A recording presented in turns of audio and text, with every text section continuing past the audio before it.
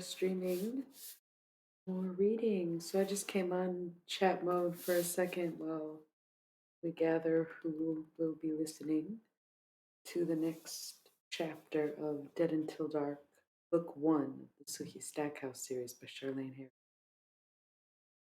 Very excited. I have read this book before. I've read the first three books and I like them a lot, but I admit that I like the show even more. Oh, and we have to roll our ads. Why have I been so forgetful of the advertisement lately? Don't know. We're gonna have to do our regular 3 minutes of ads and then switch off from chat mode, get into reading mode, which once again, I'm excited for it. We decided that it was more better. It was more fun. It was more interesting when I was reading the entire book chapter. Oh, hey, Dom. When I was reading in a Southern accent. So I think we're going to stick to reading the Southern book in the Southern accent. But I guess it's really up to y'all. But it was pretty funny last time. So that was my intention. Thanks for being here, as always. But I have to roll the ads. So I'll be right back in 3 minutes, per usual.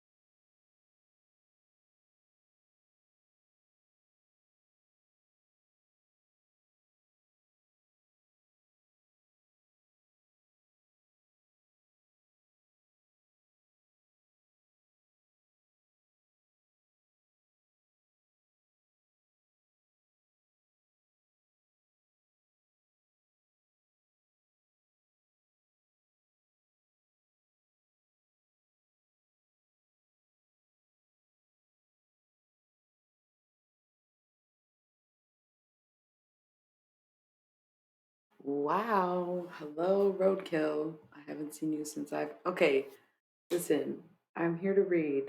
Y'all want to do a few minutes of chat mode, or do you want me to read? Because I didn't stream for a month, so when I see people who haven't been here in a while, I'm like, do y'all want to catch up a bit? It's always fun. Or do we want to hear chapter 2 of the Sookie Stackhouse series, book 1, Dead Until Dark? 'Cause that's what we're going to do at some point. Just whether or not we chat first. I was ready to get right in, but it was quiet. Morphian, how are you? Roadkill, how you doing? Y'all ready for this book, or what's up? Lurkers, present, always. Thanks for being here, always. You're welcome, always. So, what's going on? I just realized I forgot my water. So, chat mode or reading?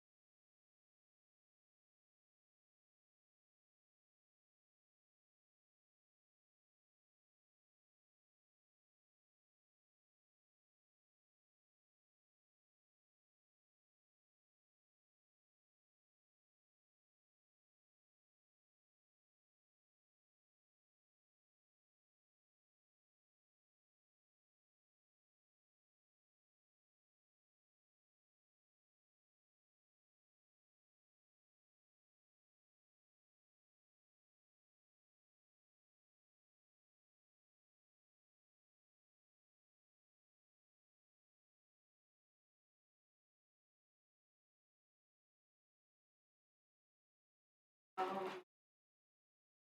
it would appear that I lost my water. But how? It's huge. Oh, it's you guys. I didn't forget my water. It's right there. So that's cool. Um, Nobody said anything. All right, I'm just gonna start reading. I got my tea while I was looking for my water, which was actually next to me the whole time. So, Rainbow reads Dead Until Dark, Chapter 2 of Book 1 of the Sookie Stackhouse series, which is what the show True Blood is based off of.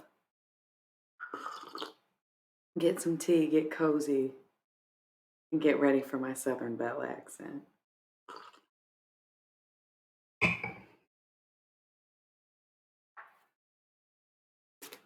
Chapters do not have titles. It was just 11:11. I got up very late the next morning, which was not too surprising. Gran had been asleep when I got home, to my relief, and I was able to climb into my bed without waking her. I was drinking a cup of coffee at the kitchen table, and Gran was cleaning out the pantry when the phone rang. Gran eased her bottom up onto the stool by the counter, her normal chattering perch, to answer it. Hello, she said. For some reason, she always sounded put out, as if the phone call were the last thing on earth she wanted. I knew for a fact that wasn't the case. Hey, Everly. No, sitting here talking to Sookie. She just got up. No, I haven't heard any news today. No, no one called me. What? What tornado? Last night was clear. Four Tracks Corner? It did? No, no, it did not. Really? Both of them? What did Mike Spencer say? Mike Spencer was our parish coroner. I began to have a creepy feeling. I finished my coffee and poured myself another cup. Thought I was going to need it. Gran hung up a minute later. Sookie, you are not going to believe what has happened. I was willing to bet I would believe it. What? I asked, trying not to look guilty. No matter how smooth the weather looked last night, a tornado must have touched down at Four Tracks Corner. It turned over that rent trailer in the clearing there. Couple that was staying in it, they both got killed, trapped under the trailer somehow and crushed to a pulp. Mike says he hasn't seen anything like it. Is he sending the bodies for autopsy? Well, I think he has to, though the cause of death seems clear enough, according to Stella. The trailer is over on its side. Her car is halfway on top of it, and the trees are pulled up in the yard. My God, I whispered, thinking the strength necessary to accomplish the staging of the scene. Honey, you didn't tell me if your friend the vampire came in last night. I jumped in a guilty way until I realized that in Gran's mind she changed subjects. She'd been asking me if I seen Bill every day, and now at least I could tell her yes, but not with a light heart. Predictably, Gran was excited out of her gourd. She fluttered around the kitchen as Prince Charles were expected guests. Tomorrow night. Now, what time's he coming? She asked. After dark. That's as close as I can get. We're on daylight savings time, so that'll be pretty late, Gran considered. Good. We'll have time to eat supper and clear it away beforehand. And we'll have all day tomorrow to clean the house. Haven't cleaned the area rug in a year, I bet. Gran, we're talking about a guy who sleeps in the ground all day, I reminded her. I don't think he'd ever look at the rug. Well, if I'm not doing it for him, then I'm doing it for me, so I can feel proud, Gran said unanswerably. Besides, young lady, how do you know where he sleeps? Good question, Gran, I don't. But he has to keep out of the light, and he has to keep safe, so that's my guess. Nothing would prevent my grandmother from going into a house proud frenzy, I realized very shortly. While I was getting ready for work, she went to the grocery and rented a rug cleaner and set to cleaning. On my way to Merlotte's, I detoured north a bit and drove by Four Tracks Corner. It was a crossroads as old as the human habitation of the area. Now formalized by road signs and pavement, local lore said that it was the intersection of two hunting trails. Sooner or later, there would be a ranch style houses and strip malls lining the road, I guessed. But for now, it was the woods, and the hunting was still good, according to Jason. Since there was nothing to prevent me, I drove down the rutted path that led to the clearing where the Rat Tray's rented trailer had stood. I stopped my car and stared out the windshield, appalled. The trailer, a very small and old one, lay crushed 10 feet behind its original location. The Rat Tray's dented dented red car was still resting on one end of the accordion pleated mobile home. Bushes and debris were littered around the clearing, and the woods behind the trailer showed signs of a great force passing through. Branches snapped off, the top of one pine hanging down by a thread of bark. There were clothes up in the branches and even a roast pan. I got out slowly and looked around me. The damage was simply incredible, especially since I knew it hadn't been caused by a tornado. Bill the vampire had staged the scene to account for the death of the Rat Trays. An old jeep bumped its way down the ruts to come to a stop by me. Well, Sookie Stackhouse, called Mike Spencer. What you doing here, girl? Ain't you got to go to work?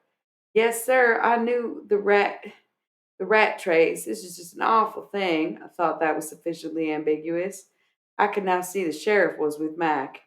An awful thing, yes, well, I did hear, Sheriff Bud Dearborn said as he climbed down out of the Jeep, that you and Mac and Denise didn't exactly see eye to eye in the parking lots of Merlotte's last week. I felt a cold chill somewhere along the region of my liver as the two men ranged themselves in front of me. Mike Spencer was the funeral director of one of Bontomp's two funeral homes. As Mike was always quick and definite in pointing out, as anyone who wanted could be buried by Spencer and Son's funeral home, only white people seemed to want to. Likewise, only people of color chose to be buried at Sweet Rest. Mike himself was a very heavy middle aged man with the hair and mustache, color of weak tea, and a fondness for cowboy boots and string ties that he could not wear when he was on duty at Spencer and Sons. He was wearing them now. Sheriff Dearborn, who was the reputation of being a good man, was a little older than Mike, but fit and tough from his thick gray hair to his heavy shoes. The sheriff had mashed in face and quick brown eyes. He'd been a good friend of my father's. Yes, sir, we had us a disagreement, I said frankly in my down homiest voice. You mean you want to tell me about it? The sheriff pulled out a Marlboro and lit it with a plain metal lighter. And I made a mistake. Should have just told him. I was supposed to be crazy, and some thought me simple too, but for the life of me, I could see no reason to explain myself to Bud Dearborn. No reason except good sense. Why? I asked. His small brown eyes were suddenly sharp, and the amiable air vanished. Sookie, he said, with a word of disappointment in his voice. I didn't believe it for a minute. I didn't do this, I said, waving my hand at the destruction. No, you didn't, he agreed. But just the same, they died the week after they had a fight with someone. I feel like I should ask questions. I was reconsidering staring him down. It would feel good, but I didn't think feeling good was worth it. It would become apparent to me that a reputation for simplicity could be handy. I may be uneducated and unworldly, but I'm not stupid or unread. Well, they were hurting my friend, I confessed, hanging my head and eyeing my shoes. Would that be the vampire that's living at the old Compton house? Mike Spencer and Bud Dearborn exchanged glances. Yes, sir. I was surprised to hear where Bill was living, but they didn't know that.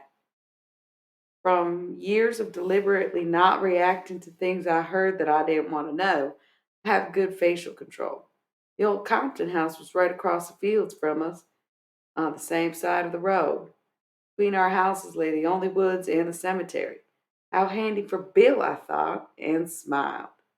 Sookie Stackhouse, your granny is letting you associate with that vampire? Mike said unwisely.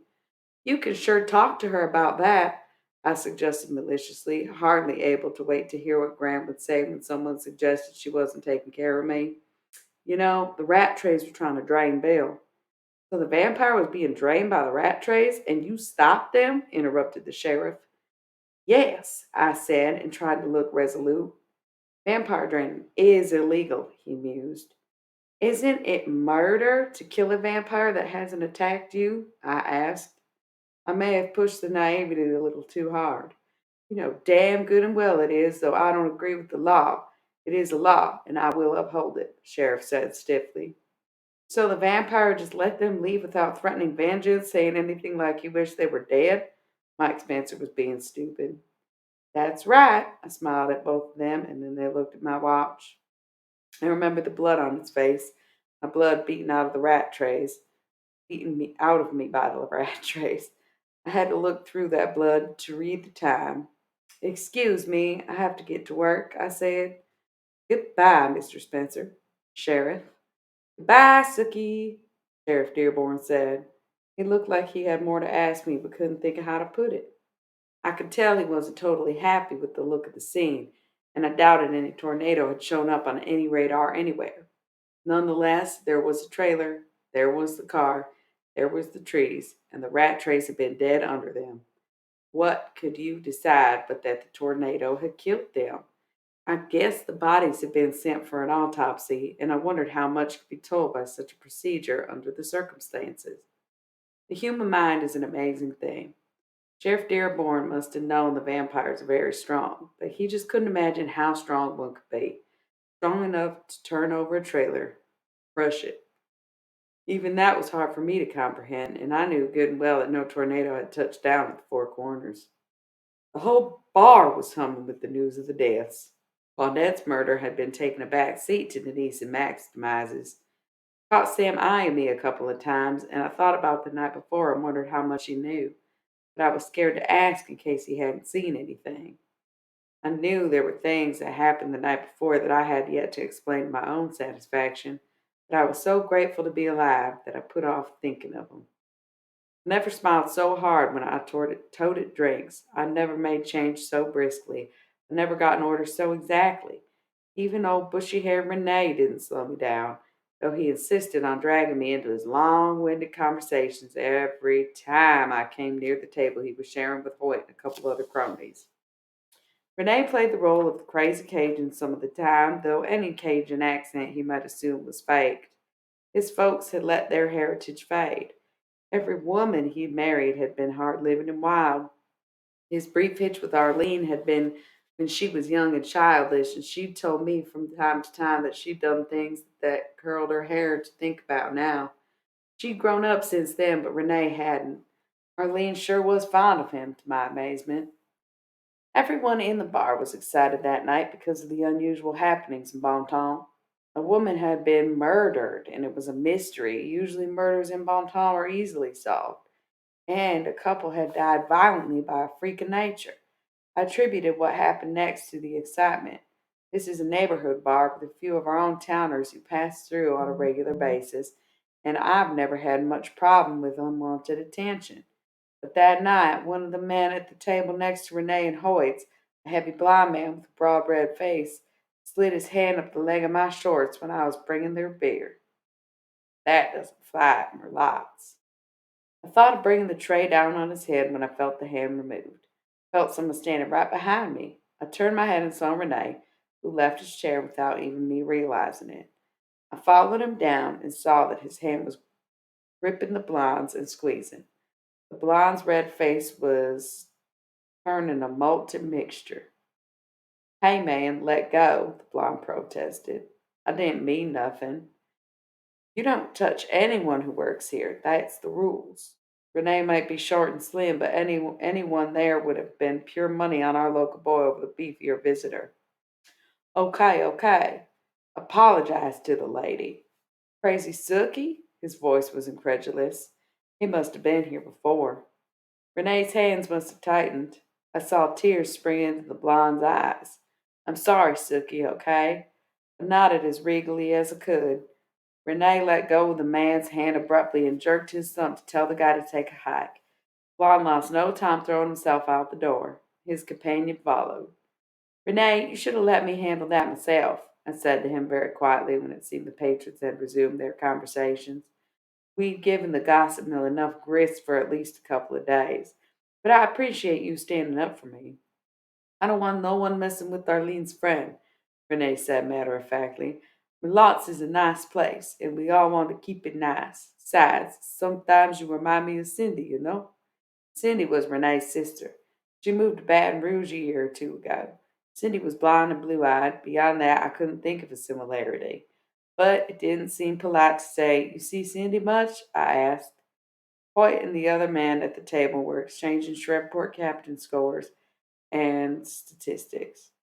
Every now and then, Renee said, shaking his head as if to say he'd like it to be more often. She works in the hospital cafeteria. I patted him on the shoulder. I gotta go work. When I reached the bar to get my next order, Sam raised his eyebrows at me. I widened my eyes to show how amazed I was at Renee's intervention, and Sam shrugged slightly as if to say there was no accounting for human behavior. But then I went behind the bar to get some more napkins and noticed he pulled out the baseball bat he kept below the till for emergencies. How's it going? Chapter 2. We got quite a few more pages left. Like a lot of pages. Whoa. Probably like 30 more pages.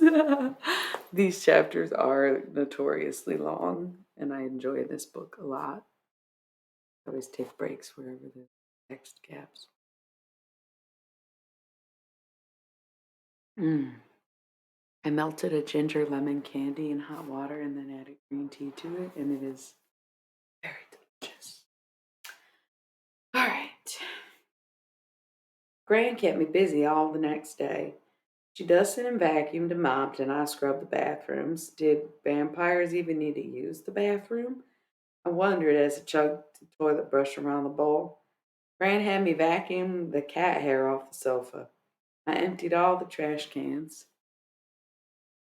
It is. I emptied all the trash cans. I polished all the tables. I wiped down the washer and the dryer, for goodness sake. When Gran urged me to get in the shower and change my clothes, I realized that she regarded Bill the vampire as my date. That made me feel a little odd. One, Gran was so desperate for me to have a social life that even a vampire was eligible for my attention. Two, that I might have had some feelings that backed up the idea. Three, that Bill might accurately read all of this. Four, could vampires even do it like humans? I showered and put on my makeup and wore a dress since I knew Grant would have had a fit if I didn't. It was a little blue cotton knit dress with tiny daisies all over it. It was tighter than Gran liked and shorter than Jason deemed proper on his sister. I'd hear that for the first time of morning. I put the little yellow ball earrings in and wore my hair pulled up and back with a yellow banana clip holding it loosely. Gran gave me one odd look, which was at a loss to interpret. I could have found out easily enough by listening in, but that was a terrible thing to do to the person you lived with, so I was careful not to. She herself was wearing a skirt and a blouse that she often wore to the descendants of the glorious dead meetings. Not quite good enough for church, but not plain enough for everyday wear. I was sweeping in the front porch when we'd forgotten when he came. He made a vampire entrance. One minute he wasn't there, and the next he was, standing at the bottom of the steps and looking up at me. I grinned. Didn't scare me, I said. He looked a little embarrassed. It's just a habit, he said, appearing like that. I don't make much noise. I opened the door. Come on in, I invited, and he came up the steps looking around. I remember this, he said. It wasn't so big, though. You remember this house? Gran's gonna love it. I preceded him into the living room, calling Gran as I went. Came into the living room very much on her dignity and realized for the first time she'd taken great pains with her thick white hair, which was smooth and orderly for a change, wrapped around her head in a complicated coil. She had on lipstick, too. Bill proved as adept at social tactics as my grandmother. They greeted, thanked each other, complimented, and finally Bill ended up sitting on the couch, and after carrying out a tray with 3 glasses of peach tea, Gran sat in the easy chair, making it clear I was to perch by Bill. There was no way to get out of this without being even more obvious, so I sat by him, but scooted forward to the edge, as if I might hop up at any moment to get him a refill on his ritual glass of iced tea. He politely touched his lips to the edge of the glass and then set it down. Gran and I took big, nervous swallows of our own. Gran picked an unfortunate opening topic. She said, I guess you heard about the strange tornado. Tell me, Bill said, his cool voice as smooth as silk. I didn't dare look at him, but sat with my hands folded and my eyes fixed to them.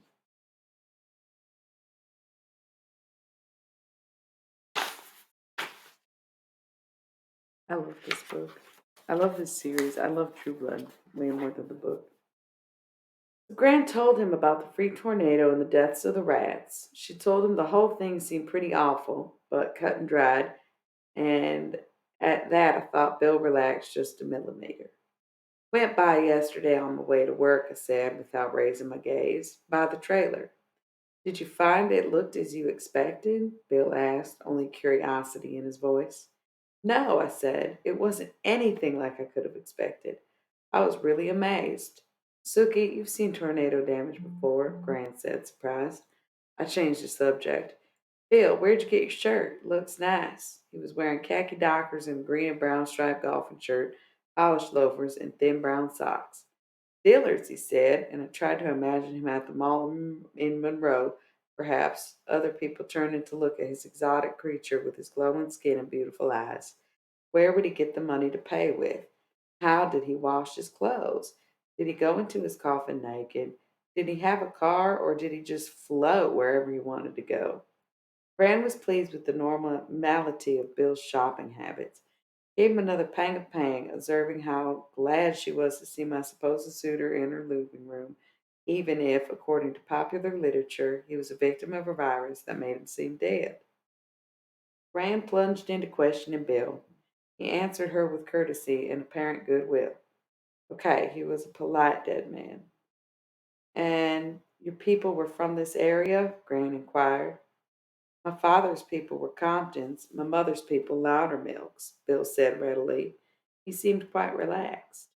There are lots of Loudermilks left, Gran said happily, but I'm afraid old Mr. Jesse Compton died last year. I know, Bill said easily. That's why I came back. The land reverted to me, and since things have changed in our culture towards people of my particular persuasion, I decided to claim it. Did you know the Stackhouses? Sookie said you have a long history. I thought Gran had put it well. Smiled at my hands. I remember Jonas Stackhouse, Bill said to Gran's delight. My folks were here when Bon Temps was just a hole in the road at the edge of the frontier. Jonas Stackhouse moved here with his wife and 4 children, and I was a young man of 16. Isn't this the house he built, at least in part? I noticed that's when Bill was thinking of the past. His voice took on a different cadence and vocabulary. I wondered how many changes in slang and tone his English had taken on through the past century. Of course, Gran was in genealogical hog heaven. She wanted to know all about Jonas, her husband's great great great great grandfather. Did he own slaves? She asked. Ma'am, if I remember correctly, he had a house slave and a yard slave. The house slave was a woman of middle age, and the yard slave a very big young man, very strong, named Minos. But the Stackhouses mostly worked their own fields, as did my folks. Well, that's exactly the kind of thing my little group would love to hear.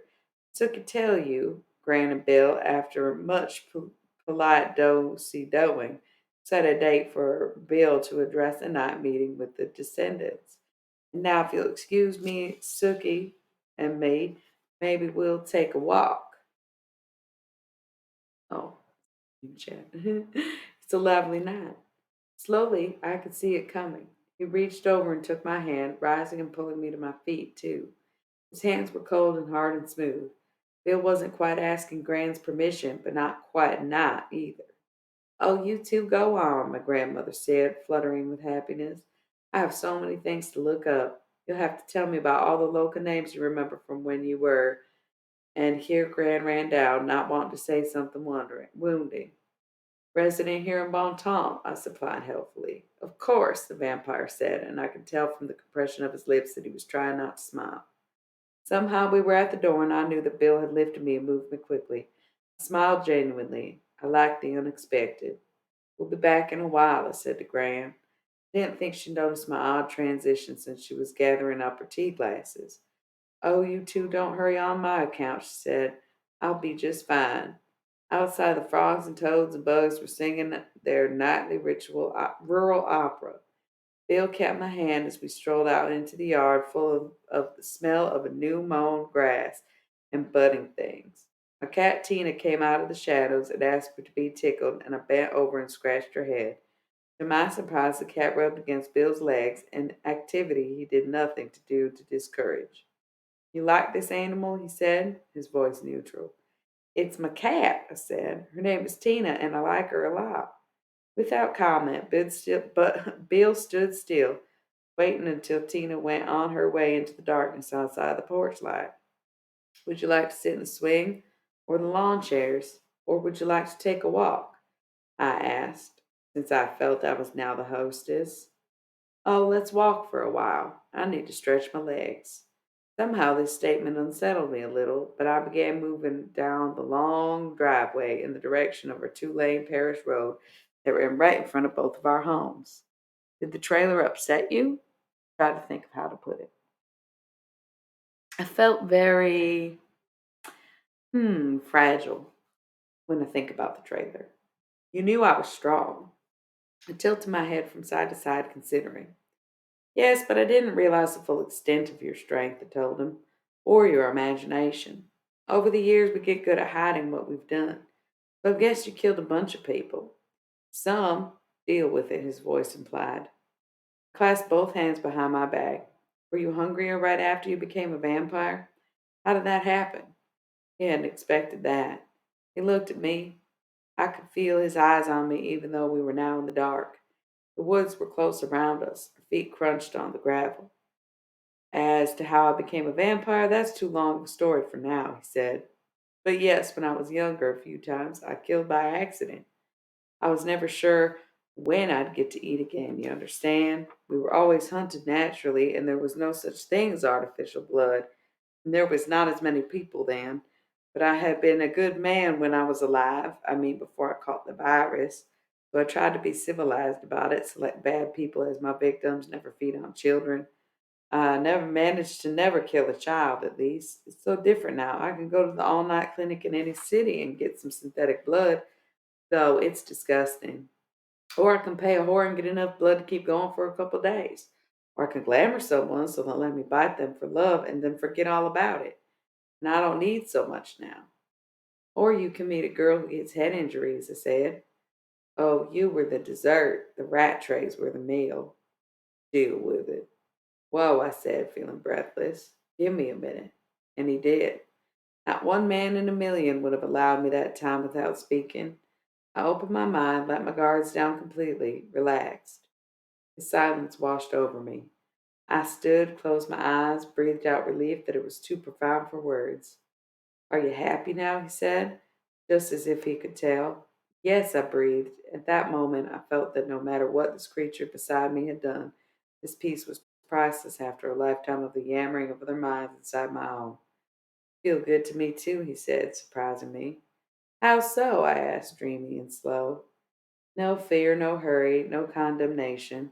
I don't have to use my glamour to make you hold still to have a conversation with you. Glamour? Like hypnotism, he explained. All vampires use it to some extent or another. Because to feed, until the new synthetic blood was developed, we had to persuade people we were harmless or assume they hadn't seen us at all or delude them into thinking they'd see something else. Does it work on me? Of course, he said, sounding shocked. Okay, do it. Look at me.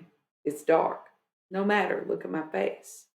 And he stepped in front of me, his hands resting lightly on my shoulders, and looked down at me. I could see the faint shine of his skin and eyes, and I peered up at them, wondering if I had begun to squawk like a chicken or take my clothes off. But what happened was nothing. I felt only a nearly drug like relaxation of being with him. Can you feel my influence? He said. He sounded a little breathless. Not a bit, I'm sorry, I said humbly. I just see you glow. You can see that? I surprised him again. Sure, can't everyone? No, this is strange, Shooky. You say so. Can I see you levitate? Right here? Bill sounded amused. Sure, why not? Unless there's a reason. No, none at all. And he let go of my arms and began to rise. I breathed a sigh of pure rapture.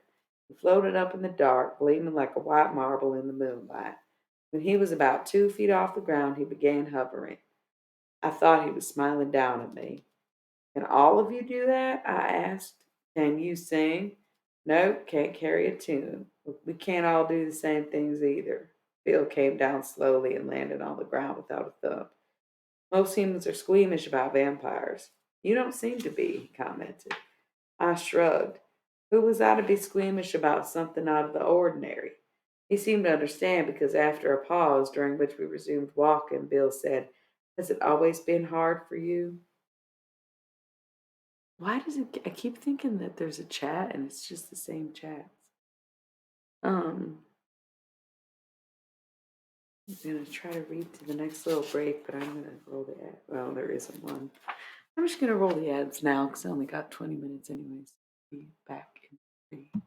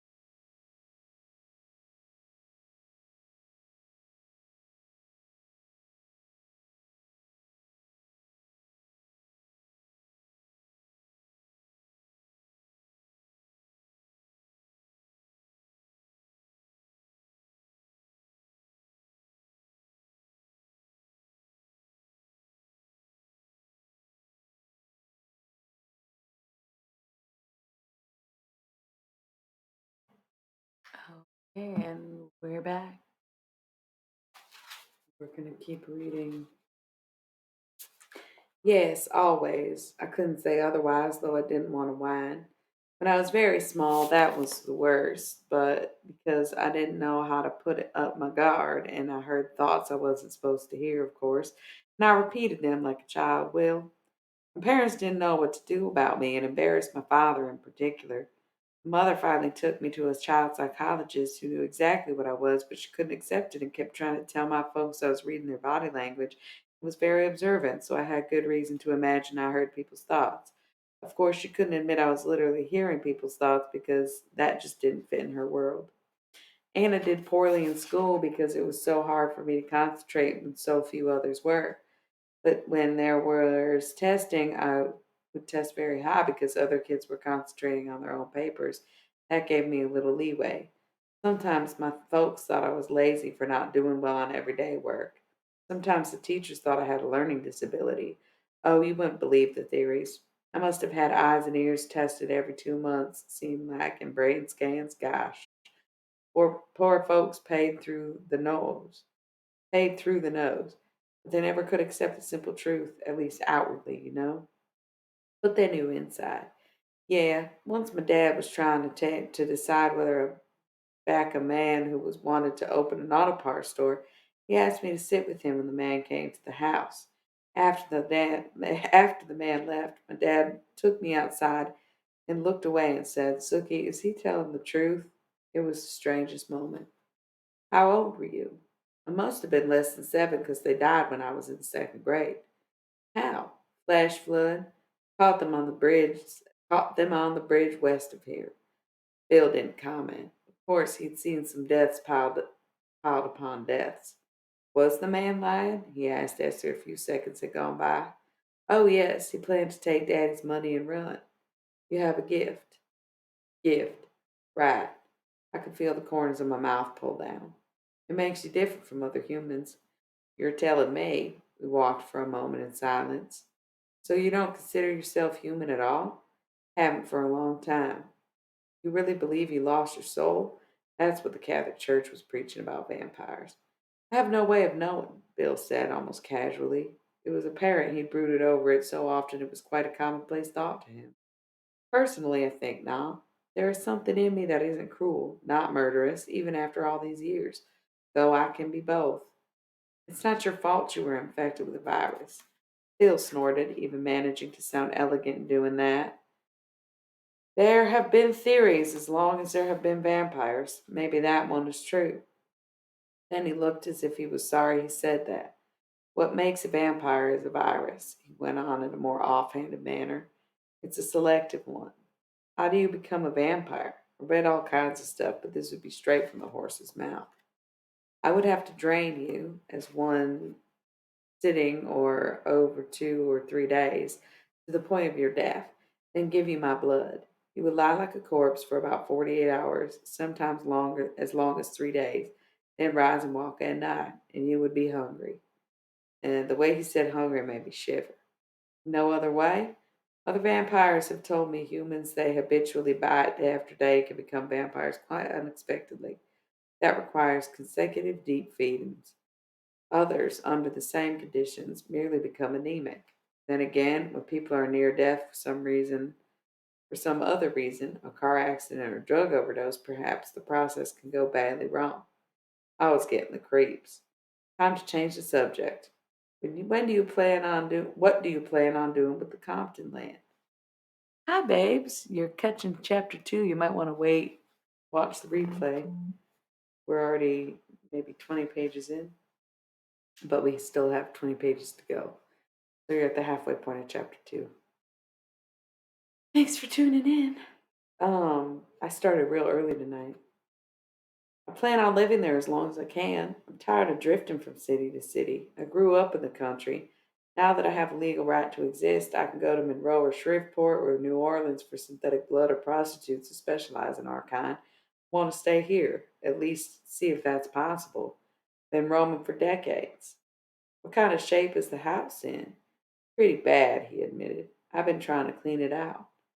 That I can do it at night. But I need workmen to get some repairs done.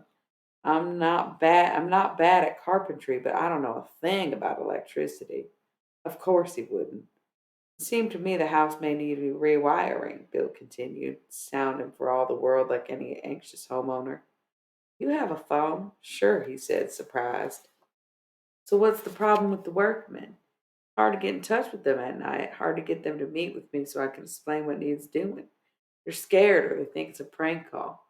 Frustration was evident in Bill's voice, though his face turned away from me. I know. It started at 11 tonight. Um, I laughed. If you want, I'll call them, I offered. They know me. Even though everyone thinks I'm crazy, they know I'm honest. That would be a great favor, Bill said after some hesitation. They could work during the day after I'd meet with them to discuss the job and the cost. What an inconvenience not being able to get out in the day, I said thoughtlessly. Never really considered it before. Bill's voice was dry. It certainly is. And having to hide your resting place, I blundered on, which I felt the quality of Bill's silence. I apologized. I'm sorry, I said. If I hadn't been so dark, he would have seen me turn red. Vampire's daytime resting place is his most closely guarded secret, Bill said stiffly. I apologize. I accept, he said, after a bad little moment. We reached down the road and looked up and down as if we were expecting a taxi. I could see him clearly by the moonlight now that we were out of the trees. He could see me too. He looked up and down. Your dress is the color of your eyes. Thank you. I sure couldn't see him that clearly. Not a lot of it, though. Excuse me? It's hard for me to get used to young ladies with so few clothes on, Bill said. You had a few decades to get used to it, I said tartly. Come on, Bill. Dresses have been short for 40 years now. I like long skirts, he said nostalgically. I like the under things women's wore. Petticoats. I made a rude noise. Do you even have a petticoat? He asked. I have a very pretty beige nylon slip with lace, I said indignantly. If you were a human guy, I'd say you were angling for me to talk about my underwear. He laughed, that deep, unused chuckle that affected me so strongly. You have that slip on, Sookie? I stuck out my tongue at him because I knew he could see me. I edged the skirt of my dress, revealing the lace of the slip and a couple more inches of tanned meat. Happy? I asked. You have pretty legs, but I still like long dresses better. You're stubborn, I told him. That's what my wife always told me. You were married? Yeah. I became a vampire when I was 30. I had a wife and I had two living children. Sister Sarah lived with us. She never wed. Her young man was killed in the war. Civil War? Yeah. Came back from the battlefield. I was one of the lucky ones, at least thought so at the time. You fought for the Confederacy, I said wonderingly. If you still had your uniform and wore it to the club, the ladies would faint with joy. Haven't had much of a uniform by the end of the war, he said grimly. We were in rags and starving. He seemed to shake himself. Had no meaning for me after I became a vampire, Bill said, his voice once again chilly and remote. I've brought up something that upset you, I said. I am sorry. What should we talk about? We turned and began to stroll back down to the driveway toward the house. Your life, he said. Tell me what you do when you get up in the morning. I get out of bed. Then I make it right away. I eat breakfast, toast, sometimes cereal, sometimes eggs and coffee, and I brush my teeth and shower and dress. Sometimes I shave my legs, you know. If it's a work day, I go into work. If I don't go until night, I might go shopping or take Grant to the store, rent a movie or watch or sunbathe. And I read a lot. I'm lucky Grant is still spry. She does the wash and the ironing and most of the cooking. What about young man? Oh, I told you about that. It's just impossible. So what will you do, Sookie? He asked gently. Grow old and die. My voice was short. He touched on my sensitive area once too often. To my surprise, Bill reached over and took my hand. Now that we made each other a little angry, touched some sore spots, the air seemed somehow clearer. In the quiet night, a breeze wafted my hair around my face. Take the clip out? Bill asked. No reason not to. I reclaimed my hands and reached up to the open clip, shook my head to loosen my hair. I stuck the clip in his pocket since I hadn't had any. As if it was the most normal thing in the world, Bill began running his fingers through my hair, spreading it out on my shoulders. Touched his sideburns, since apparently touching was okay. They're long, I observed. That was the fashion, he said. It's lucky for me I didn't wear a beard, as so many men did, or I'd have it for eternity. You never have to shave? No, luckily I had just shaven. He seems fascinated with my hair. In the moonlight it looks silver, he said very quietly. Ah, what do you like to do? I could see a shadow of a smile in the darkness. I like to read too, he thought. I like the movies, of course. Oh, good. Have fun. And again, watch the replay so you can catch up.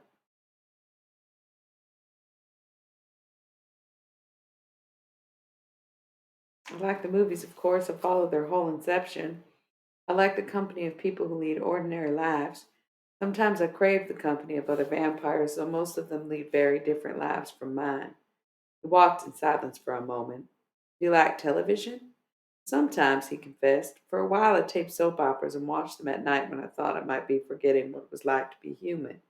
After a while I stopped because from the examples I saw on the shows, forgetting humanity was a good thing. I laughed. We walked into the circle of light around the house. I had half expected Gran to be on the porch swinging waiting for us, but she wasn't, and only one dim bulb glowed in the living room. Really, Gran, I thought, exasperated. This was just like being brought home from a first date by a new man. I actually caught myself wondering if Bill would try to kiss me or not. With his views on long dresses, he would probably think it was out of line. But as stupid as kissing a vampire might seem, I realized that that's what I really wanted to do more than anything. Got a tight feeling in my chest, a bitterness, and another thing was I was denied. And I thought, why not? I stopped him by pulling gently on his hand, stretched up and laid my lips on his shining cheek. I inhaled the scent of him, ordinary but faintly salty. He was wearing a trace of cologne. Felt him shudder. He turned his head so his lips touched mine. After a moment, I reached to circle his neck with my arms. His kiss deepened and I parted my lips. I'd never been kissed like this. It went on and on until I thought the whole world was involved in this kiss, in the vampire's mouth on mine. I could feel my breathing speeding up and I began to want other things to happen. Suddenly, Bill pulled back. He looked shaken, which pleased me to no end. Good night, Sookie, he said, stroking my hair one last time. Good night, Bill, I said. I sounded pretty quavery myself. Try to call some electricians tomorrow. I'll let you know what they say. Come by the house tomorrow night if you're off work. Yes, I said. I was still trying to gather myself. See you then. Thanks, Sookie. And he turned away to walk through the woods back over to his place. Once he reached the darkness, he was invisible. I stood staring like a fool until I shook myself and went inside to go to bed. I spent an indecent amount of time laying awake in bed wondering if the undead could actually do it. I also wondered if it would be possible to have a frank discussion with Bill about that. Sometimes he seemed very old fashioned, sometimes he seemed as normal as the guy next door. Well, not really, but pretty normal. It seemed both wonderful and pathetic to me that one creature I met in years that I wanted to have sex with was actually not human. My telepathy limited my options severely. I could have had sex just to have it, sure, but I waited to have sex I could actually enjoy. What if we did it, and after all these years I discovered I had no talent for it? Or maybe it wouldn't feel good. Maybe all the books and movies exaggerated. Arlene, too, who never seemed to understand that her sex life was not something I wanted to hear about. I finally got to sleep to have long, dark dreams. The next morning, between fielding Grant's questions about my walk with Bill and our future plans, I made some phone calls. Found two electricians, a plumber, and some other service people who gave me phone numbers where they could be reached at night and made sure they understood that a phone call from Bill Compton was not a prank. Finally, I was laying out in the sun, turning toasty, when Gran carried the phone out to me. It's your boss, she said. Gran likes Sam, and he must have had said something to make her happy because she was grinning like a Cheshire cat. Hi, Sam, I said, maybe not sounding too glad because I knew something had gone wrong at work. Dawn didn't make it in, Sheriff, he said. Oh, hell, I said, knowing I'd have to go in. Kind of have plans, Sam. That was a first. When do you need me? Could you just come in from 5 to 9? That would help out a lot. Am I going to get another full day off? What about Dawn splitting the shift with you another night? I made a rude noise, and Grant stood there with a stern face. I knew I'd get a lecture later. Oh, all right, I said grudgingly. See you at 5. Thanks, Sookie, he said. I knew I could count on you. Tried to feel good about that. It seemed like a boring virtue. You can always count on Sookie to step in and help because she doesn't have a life. Of course, it would be fine to get to Bill's after 9. He'd be up all night anyway. Work can never seem so slow. I had trouble concentrating even to keep my guard intact because I was always thinking about Bill. It was lucky there weren't many customers, or I would have had unwanted thoughts galore. As it was, I found Arlene's period was late and she was scared she was pregnant. Before I could stop myself, I gave her a hug. She stared at me searchingly and then turned red in the face. Did you read my mind, Sookie? She asked, warning written in her voice. Arlene was one of the few people who simply acknowledged my ability without trying to explain it or categorizing me as a freak or possessing such an ability. She also didn't talk about it often or in any normal voice, I noticed. Sorry, didn't mean to. I apologized. I'm just not focused today. All right, then, you stay out from now on, though. And Arlene, her flaming curls bobbing around her cheeks, shook her fingers in my face.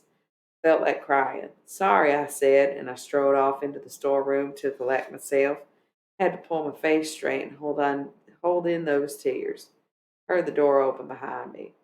Hey, I said I was sorry, Arlene. I snapped, wanting to be left alone. Sometimes Arlene confused telepathy with psychic talent. I was scared she'd ask me if she was really pregnant. She'd be better off buying an early home pregnancy kit. Sookie, it was Sam. He turned with a hand on my shoulder. What's wrong? His voice was gentle and pushed me much closer to tears. You should sound mean so I won't cry, I said. He laughed, not a big laugh, a small one, put an arm around me. What's the matter? He wasn't going to give up and go away. Oh, and I stopped dead. I never, ever explicitly discussed my problem, that's how I thought of it, with Sam or anyone else. Everyone at Bonton knew the rumors about why I was strange, but no one seemed to realize that I had to listen to their own mental clatter nonstop, whether I wanted to or not. Every day, the yammer, yammer, yammer. Did you hear something that bothered you? His voice said, quiet and matter of fact. He touched the middle of my forehead to indicate he knew exactly how I could hear. Yes. Can't help it, can you? Nope. Hate it, don't you, Cher? Oh, yes. Not your fault then, is it? I try not to listen, but I can't always keep my guard up. Felt a tear I have not been able to quell start trickling down my cheek. Is that how you do it? How you keep your guard up, Sookie? He sounded really interested, not as though he thought I were a basket case. I looked up not very far into Sam's promising, brilliant blue eyes. It's just hard to describe unless you can do it. Hold up a fence. No, not a fence. It's like snapping together steel plates between my brain and all the others. You have to hold up the plate. You have to hold the plates up. Yeah, it can take a lot of concentration. It's like dividing my mind all the time. That's why people think I'm crazy. Half my brain is trying to keep the steel plates up, and the other half might be taking drink orders, so sometimes there's not a lot of left over for a coherent conversation. What a gush of relief I was feeling just to be able to talk about it. Do you hear words or just get impressions? Depends on who I'm listening to and their state. If they're drunk or really disturbed, it's just pictures, impressions, intentions. If they're sober and sane, it's words and some pictures. Vampire says you can't hear him. The idea of Bill and Sam having a conversation about me made me feel very peculiar. That's true, I admitted. That relaxing to you? Oh, yes, I meant it from the heart. Can you hear me, Sookie? I don't want to try, I said hastily. I moved to the door of the storeroom and stood with my hand on the knob, pulled a tissue from my shorts pocket and patted the tear tracks off my cheek. I'll have to quit if I read your mind, Sam. I like you. I like it here. Just try sometime, Sookie, he said casually, turning up to open a carton of whiskey with a razor edge box cutter he kept in his pocket. Don't worry about me. You have a job as long as you want one. I wiped down a table Jason had spilled salt on. He'd been in earlier to eat a hamburger and fries and down a couple of beers. I was turning over Sam's offer in my mind. I wouldn't try to listen to him today. He was ready for me. I'd wait until he was busy doing something else. I'd just sort of slip in and give him a listen. He'd invited me, which was absolutely unique. It was kind of nice to be invited.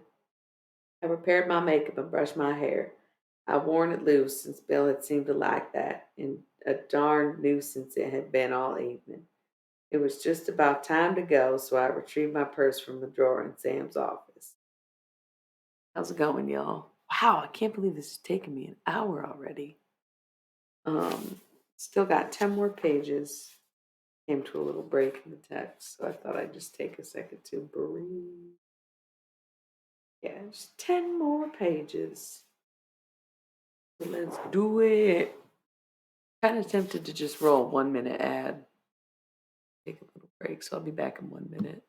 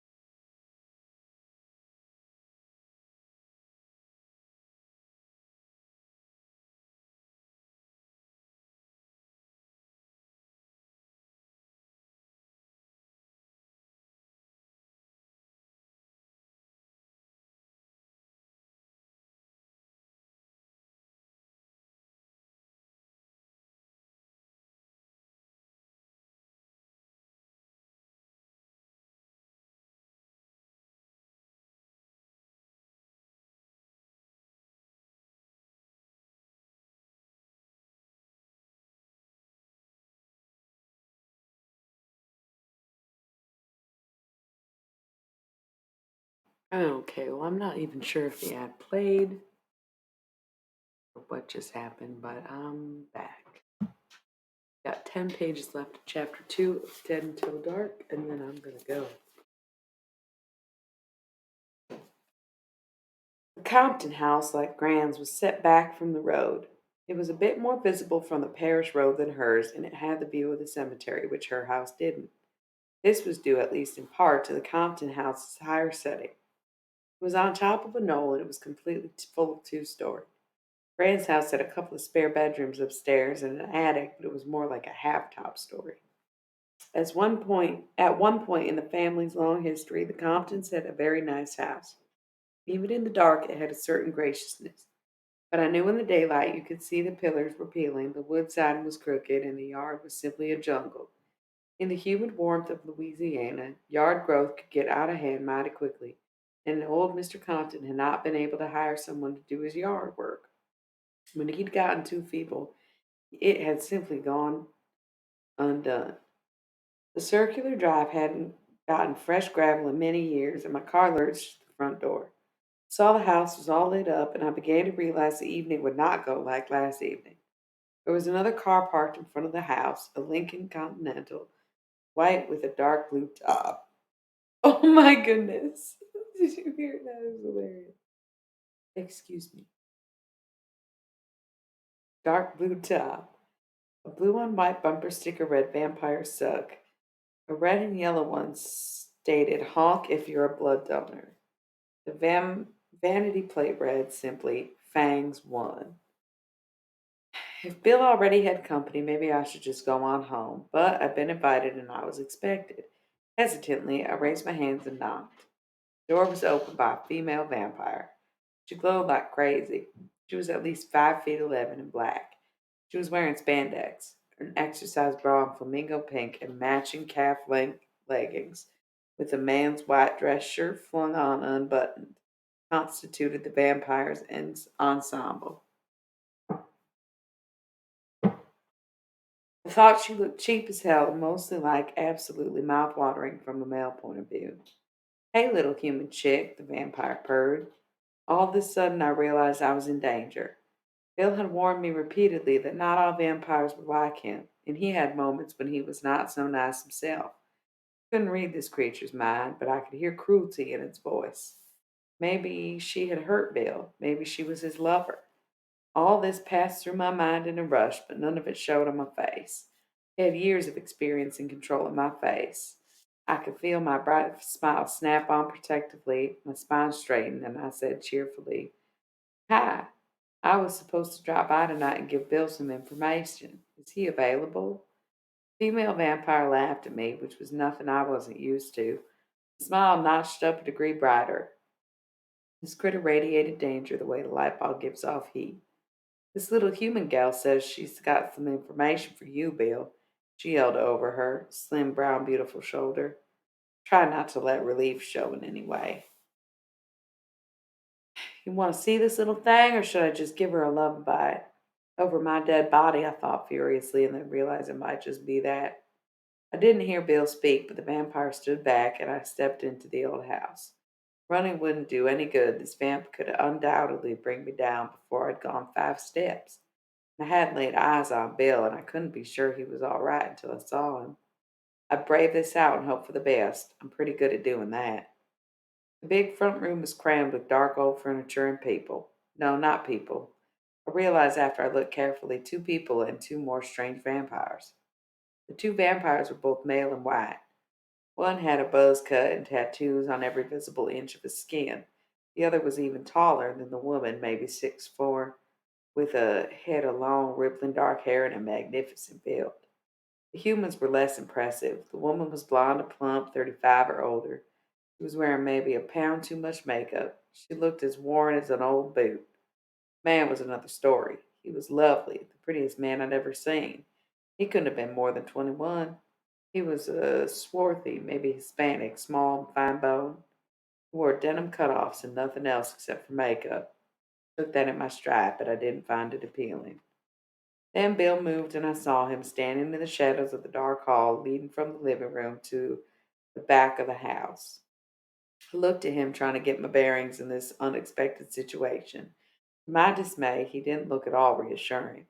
His face was very still, absolutely impenetrable. Though I couldn't believe I was even thinking it, it would have been great at that point to have a peek into his mind. "Well, we can have a wonderful evening now," the long haired male vampire said. He sounded delighted. "Is this little friend of yours, Bill? She's so fresh." I thought of a few choice words I learned from Jason.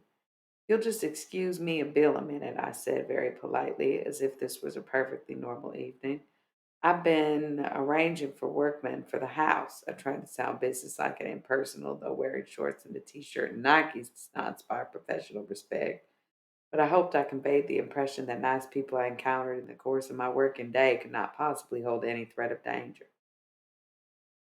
And we heard Bill was on a diet of synthetic blood only," said the tattooed vampire. "Yes, we heard wrong, Diane." Female vampire cocked her head and gave me a long look.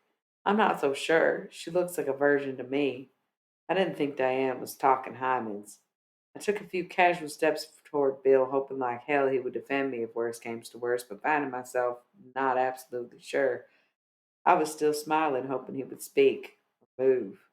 And then he did. "Sookie is mine," he said, and his voice was so cold and smooth it wouldn't have made a ripple in the water if it had been a stone. I looked at him sharply, but I had enough brains to keep my mouth shut. "How good you been taking care of our Bill?" Diane asked. "None of your fucking business," I answered, using one of Jason's words, still smiling. I still had a temper. There was a sharp little pause. Everyone, human and vampire, seemed to examine me closely enough to count the hairs on my arms. Then the tall male began to rock with laughter, and the others followed suit. While they were yucking it up, I moved a few feet closer to Bill. His dark eyes were fixed on me. He wasn't laughing, and I got the distinct feeling he wished just as much as I did that I could read his mind. He was in some sort of danger, I could tell, and if he was, then I was.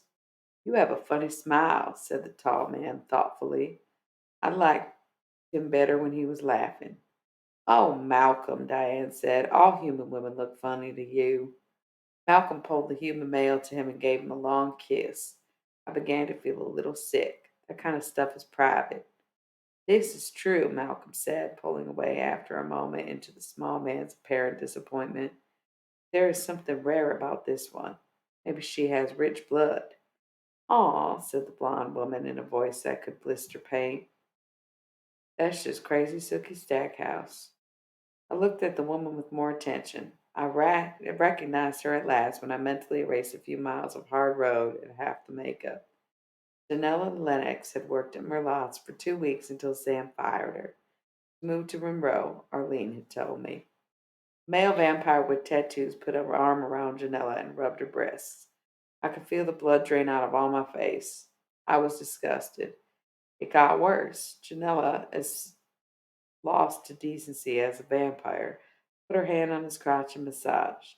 At least I saw clearly vampires can sure have sex. I was less than excited about the knowledge at the moment. Malcolm was watching me, and I'd show my distaste.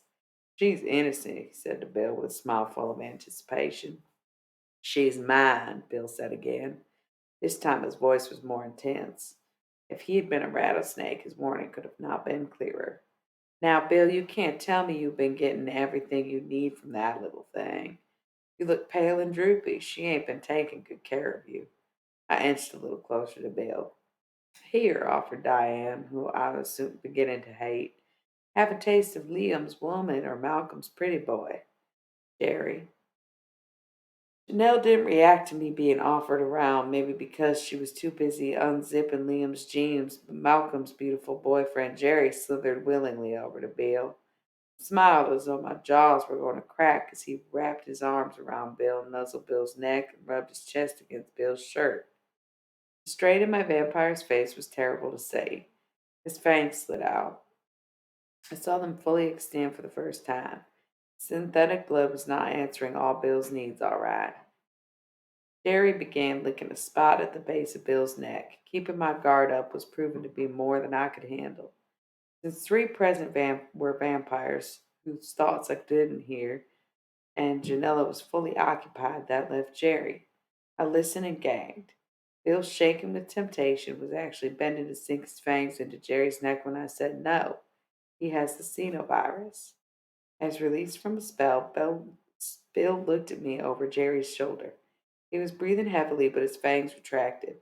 I took advantage of the moment by taking more steps. I was within a yard of Bill now. See no AIDS, I said. Alcoholic and heavily drugged victims affected by vampires temporarily, and some of them were said to enjoy that buzz, but the blood of a human with full blown AIDS didn't, nor did sexually transmitted diseases or any other bugs that plagued humans, except xenoaids. Even xenoaids didn't kill vampires as surely as AIDS virus killed humans, but it left the undead very weak for nearly a month, during which time it was comparatively easy to catch and stake them. Every now and then, if a vampire fed from an infected human more than once, the vampire did actually die or re-died without being staked. Still rare in the United States, xeno-AIDS was gaining a foothold around ports like New Orleans, with sailors and other travelers from many other countries passing through the city in a partying mood. All the vampires were frozen, staring at Jerry as if he were a death in disguise, and for them perhaps he was. The beautiful young man took me completely by surprise. He turned and leapt on me.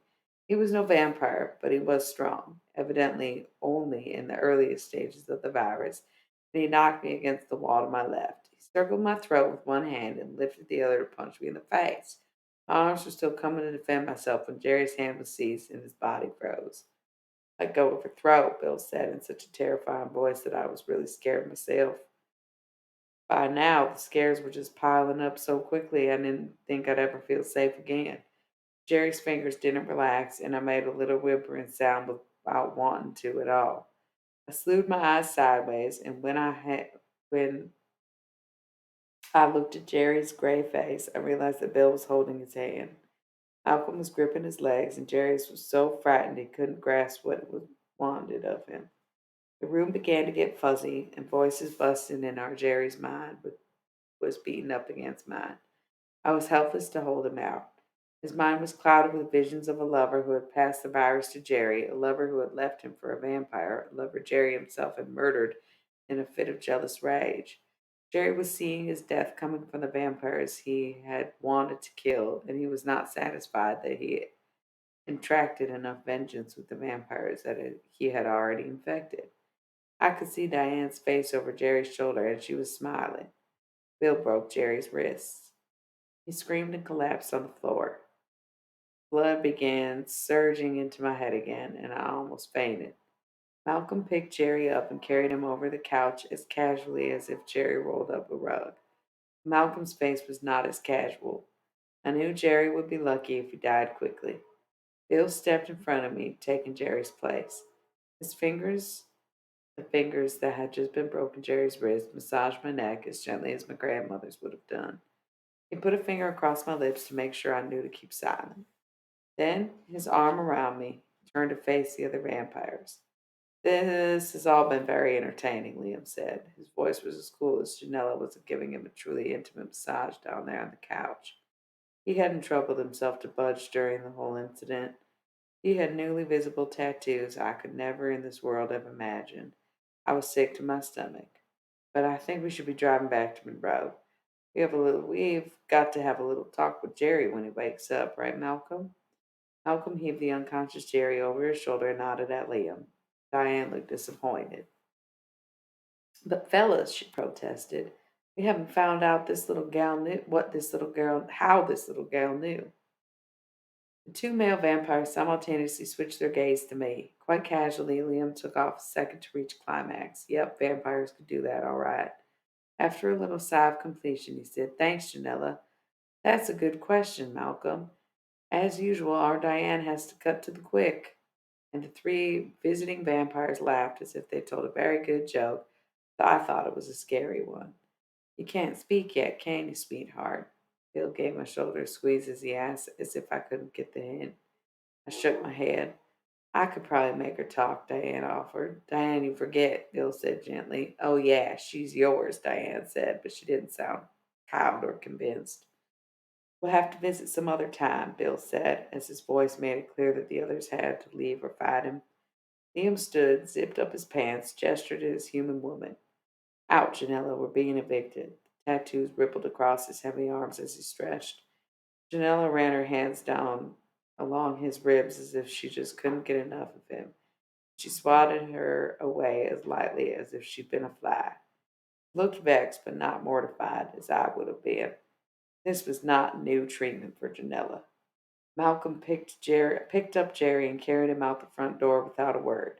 Drinking from Jerry had given him the virus. Malcolm was not yet impaired. Diane went last, slinging a purse over her shoulder and casting a bright-eyed glance behind her. I'll leave you two lovebirds on your own then. It's been fun, honey, she said lightly as she slammed the door behind her. The minute I heard the car start up, I fainted. I've never done so much in my life, and I hope to never again, but I felt I had some excuse. I seemed to spend a lot of time around Bill unconscious. That was a cruel thought, and I knew it deserved a lot of pondering, but not just at the moment. When I came to, everything I'd seen and heard rushed back, and I gagged for real. Immediately, Bill bent over the edge of the couch, but I managed to keep my food down, maybe because there wasn't much in my stomach. Do all vampires act like that? I whispered. My throat was sore and bruised where Jerry had squeezed it. They were horrible. Tried to catch you at the bar when I found out you weren't at home, Bill said. His voice was empty. But you left. Though I knew it wouldn't help a thing, I began crying. I was sure Jerry was dead by now, and I felt I should have done something about that, but I couldn't have kept silent when he was about to infect Bill. So many things about this short episode had upset me so deeply that I didn't know where to begin being upset.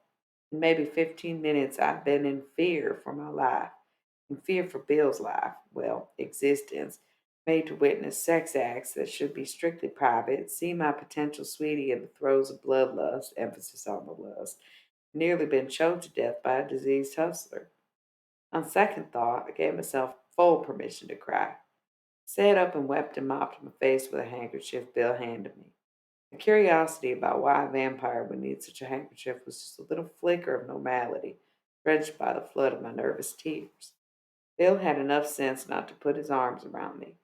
He sat on the floor, and his grace had to keep his eyes averted when I mopped myself dry. When vampires live in nests, he said suddenly, they often become more cruel because they egg each other on. They see each other and then like themselves constantly, and so they are reminded of how far from being human they are. They become laws. They become laws unto themselves. Vampires like me who live alone are little better reminded of their former humanity. I listened to his soft voice going slowly through his thoughts as he made an attempt to explain the unexplainable to me. Suki, our life is seducing and taking, has been for centuries, and for some of us. Synthetic blood and grudging human acceptance isn't going to change that overnight or a decade. Diane and Liam and Malcolm have been together for 50 years. How sweet, I said, and my voice held something I'd never heard from myself before bitterness. Their golden wedding anniversary. Can you forget about this? Bill asked. His huge dark eyes came closer and closer. His mouth was about 2 inches from mine. I don't know, the word jerked out of me. Do you know? I didn't know if you could do it. His eyebrows rose interrogatively. To get, and I stopped trying to think of a pleasant way to put it. I seen more crudity this evening than I'd seen in my lifetime, and I didn't want to add to it. An erection, I said, avoiding his eyes. You know better now, he sounded like he was trying not to be amused. We can have sex, but we can't make children or have them. Doesn't it make you feel better that Diane can't have a baby?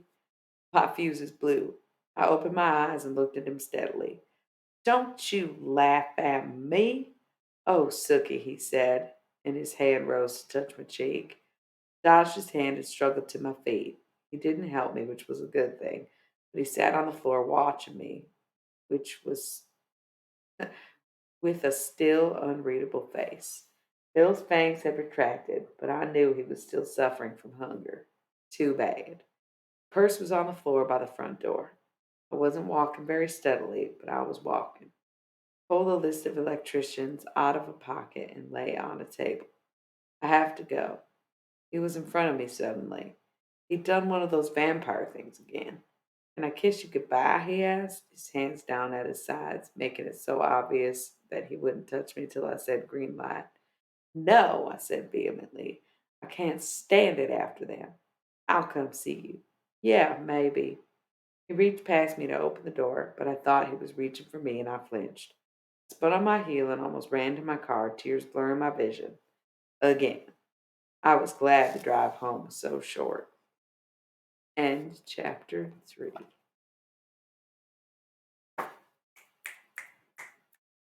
Okay, I'm going to roll a minute of ads and then I'm going to chat for like a millisecond and then I'm going to go. So, the chapter 2, I'll be right back in 1 minute.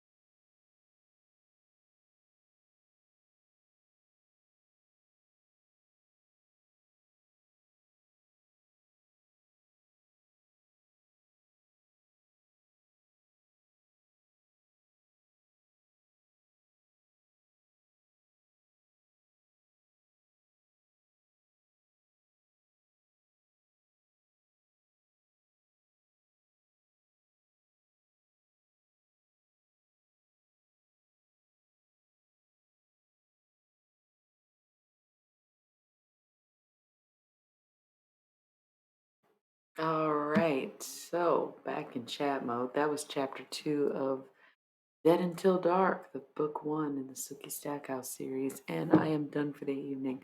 I do have a new deck of tarot cards that was a gift to me from a new friend, and I did a reading for them.